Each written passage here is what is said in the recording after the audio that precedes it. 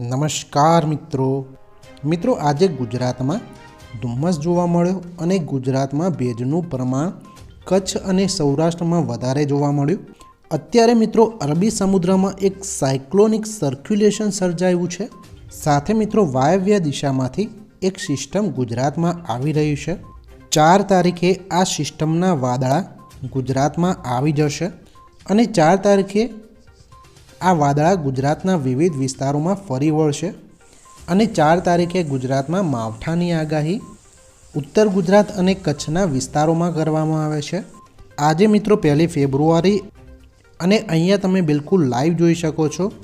આ જે વાદળા છે એ ગુજરાતના વિવિધ વિસ્તારોમાં આવી ગયા છે, જેને કારણે ગુજરાતમાં ધુમ્મસનું વાતાવરણ કચ્છ અને સૌરાષ્ટ્રના વિવિધ વિસ્તારોમાં જોવા મળ્યું। સાથે સાથે ક્યાંક માવઠાની પણ આગાહી કરવામાં આવે છે।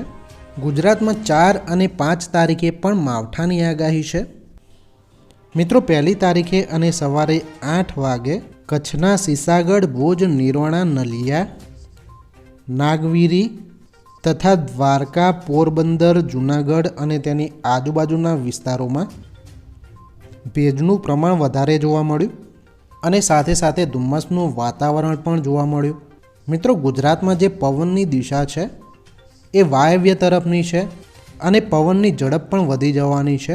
રાત્રે મિત્રો ગાંધીધામ, જામનગર, દ્વારકા, નલિયા, થાન વગેરે વિસ્તારોમાં વાદળા છવાઈ જશે અને 2 તારીખે સવારે દ્વારકા, જામનગર, ગાંધીધામ, નલિયા, થાન, જૂનાગઢ, વડોદરા, સુરત, વલસાડ, ભાવનગર, અમદાવાદ વગેરે વિસ્તારોમાં મિત્રો ધુમ્મસનું વાતાવરણ જોવા મળશે।